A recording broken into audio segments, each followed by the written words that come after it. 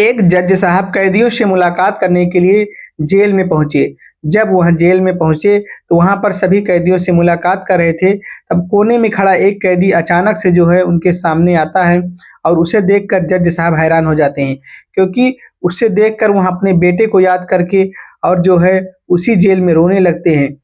दोस्तों, यह कहानी है उत्तर प्रदेश के कानपुर जिले की, जहां पर एक वकील साहब जिनका नाम अनिल वर्मा था, यहाँ बहुत फेमस वकील थे। यहाँ कैदियों को सजा दिलाते थे और जो निर्दोष होते थे उन्हें बाइज्जत बरी करवाते थे। यह इतना प्रसिद्ध हो चुके थे कि इनकी जगह जगह चर्चा हो रही थी। यह अपने काम में इतना कुशल हो गए थे कि यह सोचते थे कि मैं किसी भी निर्दोष को सजा न दिला पाऊं। इसके बाद में यहाँ अपनी पढ़ाई जारी रखे और जो है धीरे धीरे यहाँ एक नया मुकाम हासिल करना चाहते थे। इसी बीच इनकी जो है शादी की बात इनके घर वाले करते हैं, लेकिन यह शादी नहीं करना चाहते हैं। कहते हैं कि मैं शादी नहीं करूंगा और जो है मैं ऐसे ही रहूंगा। लेकिन जब माता पिता ज्यादा जोर जबरदस्ती करते हैं, उसके बाद इनकी शादी निर्मला नाम की लड़की से हो जाता है। निर्मला काफी अच्छी और काफी सुशील लड़की थी। वह परिवार चलाना जानती थी। दोनों की अच्छी बनी और धीरे धीरे दोनों की जिंदगी आगे बढ़ती गई। इसी बीच उनको एक लड़का हुआ जिसका नाम उन्होंने गौरव रखा। गौरव धीरे धीरे बड़ा हुआ और गौरव 5 साल का हो गया है। इसी बीच जो अनिल वर्मा थे, वह जो है अपनी पढ़ाई भी जारी रखे हुए थे और धीरे धीरे करके वह जो है एक जज बन गए, क्योंकि उनकी पढ़ाई अच्छी थी और वकालत भी अच्छी करते थे और इसी कारण जो है वह जो है जज बन गए। उसके बाद में एक दिन वह अपनी पत्नी और बच्चे के साथ में जो है घूमने निकले, झरने पर घूमने निकले। जब वहां पर पहुंचे तो वहां का माहौल देखकर बहुत ही अच्छा लग रहा था। उनका जो बेटा था वह जिद करने लगा कि पापा चलिए नीचे से देखते हैं, झरना काफी अच्छा लग रहा है। लेकिन वह उसे मना कर रहे थे, वह मान नहीं रहा था। इसके बाद उसे लेकर के नीचे पहुंचते हैं। जब नीचे पहुंचते हैं तो वहां पर देख करके बहुत ही अच्छा लग रहा था। उस दिन जो है झरने का पानी काफी तेजी से बह रहा था। शायद जो है और दिनों की तुलना में उस दिन ज्यादा तेजी से बह रहा था। वहाँ जो है अपने औरत और बच्चे से कह रहे थे कि ज्यादा अंदर जाने की जरूरत नहीं है, किसी भी वक्त घटना हो सकती है। लेकिन उन लोगों को क्या पता, तीनों लोगों को क्या पता कि जिस पल वहाँ खुशी मना रहे हैं, अगले ही पल खुशियां मातम में बदल जाएगी।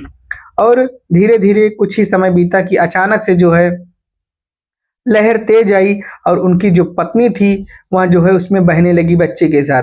जज साहब जो थे वहां दौड़कर उन्हें पकड़ लेते हैं, अपनी पत्नी को पकड़ लेते हैं और जो बच्चा था उसे भी पकड़ने की कोशिश करते हैं, लेकिन बच्चा हाथ से छूट जाता है और सिर्फ उनके हाथ में पत्नी आती है और बच्चा नदी में बह जाता है।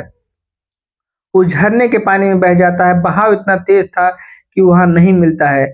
बहुत प्रयास करते हैं। इधर जो है उनकी पत्नी जो निर्मला थी वह रोने धोने लगती हैं और सब तरफ कोशिश किया जाता है। पुलिस फोर्स भी लगाई जाती है, लेकिन उनके बच्चे का पता कहीं नहीं चलता है, क्योंकि वहाँ एक जज साहब थे, इसलिए जो है उनके पास पुलिस फोर्स की भी कोई दिक्कत नहीं थी। लेकिन चारों तरफ पता लगाने के बावजूद भी उनका बेटा नहीं मिलता है। धीरे धीरे समय बीतता जाता है, समय बीतता जाता है और यह जो है उस पल को भुलाने की कोशिश करते हैं जिस पल उनका बेटा था। वहाँ पे वो तीनों गए थे। वह यहाँ मानकर संतोष कर चुके थे कि अब उनका बेटा इस दुनिया में नहीं रहा है। इसके बाद में वह धीरे धीरे इस पल को भूल जाते हैं। इस घटना को लगभग 20 साल हो गए थे।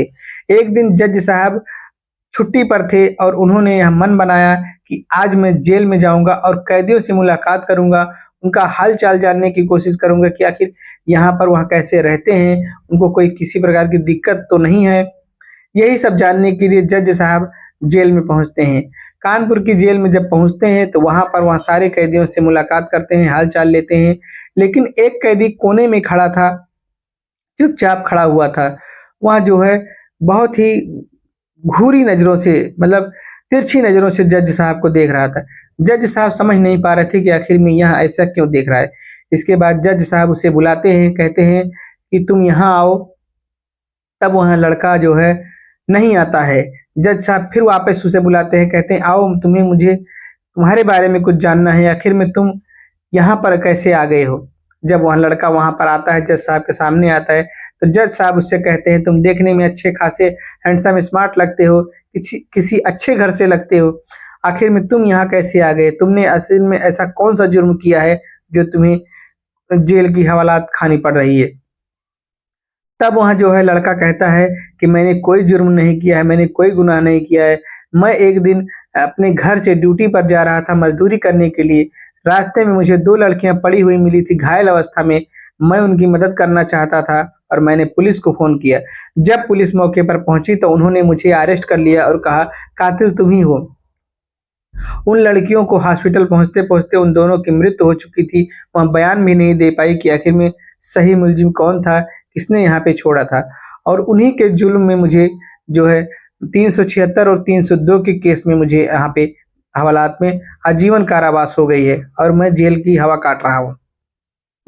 जज साहब कहते हैं कि आखिर में तुम मुझे अपना चेहरा क्यों नहीं दिखा रहे हो? तुम मुझे अपना चेहरा छुपा क्यों रहे हो मुझसे?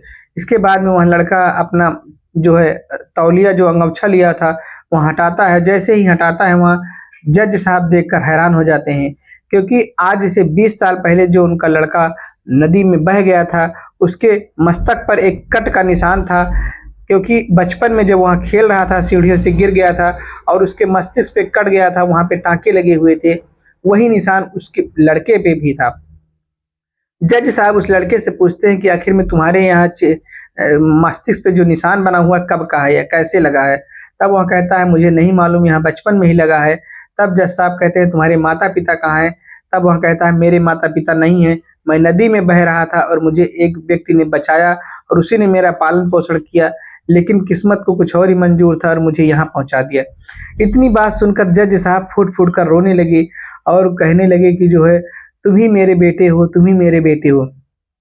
जितने भी कैदी थे वहाँ इकट्ठा हो जाते हैं, कहते हैं कि जज साहब को आखिर में क्या हो गया है? तब जज साहब सारी घटना बताते हैं कि जब तुम 5 साल के थे, तब मैं तुम्हें लेकर के झरना गया था घूमने और वहीं पर तुम नदी में बह गए थे और मैंने तुम्हें मरा हुआ मान लिया था। तब वह लड़का कहता है कि अगर ऐसा है तो मैं यहाँ पर बंद हूँ और इस हाल में आपको मिला हूँ, अब क्या हो सकता है? इसके बाद जज साहब कहते हैं कि आप चिंता ना करिए, मैं आपको छुड़ाने का प्रयास करूँगा, लेकिन इससे पहले अपनी पत्नी मतलब तुम्हारी माँ से मैं मुलाकात करवाऊँगा, निर्मला से तुम्हारी मुलाकात कराऊँगा। इसके बाद जज साहब घर जाते हैं और अपनी पत्नी को लेकर के आते हैं, निर्मला को लेके आते हैं, क्योंकि वहाँ एक जिला जज थे, तो इसलिए उन्हें जेलर भी नहीं रोक सकता था। उसके बाद में वहाँ आते हैं जेल के अंदर में और जब जेल के अंदर पहुँचते हैं तो अपनी पत्नी को उस लड़के को दिखाते हैं और बताते हैं कि यही हमारा बेटा है, जो आज से 20 साल पहले गायब हो गया था, पानी में बह गया था। जो उनकी पत्नी थी निर्मला जज साहब की जो अनिल वर्मा थे, उनकी पत्नी निर्मला थी, उन्हें यकीन नहीं हो रहा था कि आखिर यही हमारा बेटा है और आज जो है सूखी घास पर हरी घास कैसे जम रही है, यही उन्हें समझ में नहीं आ रहा था। इसके बाद वह फूट-फूट कर रोने लगी और उसे पकड़ कर के रोने लगी, कहने लगी कि आज बहुत दिनों बाद हमारी गोद जो है हरी-भरी हुई है, कब से मैं तुम्हारा इंतज़ार कर रही थी, बहुत दिनों से मेरा मन कह रहा था कि तुम अभी ज़िंदा हो और आज भगवान ने मुझे तुमसे मिला दिया। तब वह लड़का कहता है, "माँ मिला तो दिया, लेकिन आप जिस हालत में मुझे देख रही हैं, यह बहुत ही निंदनीय है, लेकिन मैंने कोई गुनाह नहीं किया है।"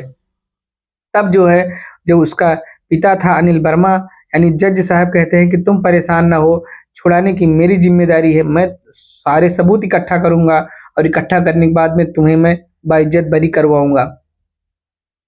इसके बाद जज साहब वहाँ से बाहर आते हैं, पति-पत्नी दोनों और जो है सबूत इकट्ठा करने की कोशिश करने लगते हैं, क्योंकि जज साहब भी जानते थे कि बिना सबूत के कुछ नहीं हो सकता है। भले ही यह निर्दोष ही फँसा हो, लेकिन जब तक ठोस सबूत नहीं होंगे, तब तक मैं कुछ नहीं कर पाऊँगा। इसके बाद में वह उस दबी हुई फाइल को निकलवाते हैं और निकलवाने के बाद में पता लगाने की कोशिश करते हैं कि आखिर में वह लड़की कौन थी और कैसे उसके साथ घटना हुआ। जब सारी घटना की छानबीन होती है, तब पता चलता है कि वह जो लड़की थी, उसका जो है रेप किया गया था, विधायक के बेटे के ने रेप किया था और रेप करने के बाद में जो है, उसे जो है अधमरा हालत में उसी रास्ते पे लाके छोड़ दिया था। उसके बाद में विधायक को बेटे को गिरफ्तार किया जाता है और गिरफ्तार करके उन्हें थाने ले आया जाता है। उनकी जो है 3rd डिग्री टॉर्चर किया जाता है। तब जो है वहाँ बताते हैं कि हाँ, मैंने ही उन लड़कियों का बलात्कार किया था, रेप किया था और मृत हालत में उन्हें छोड़ दिया था।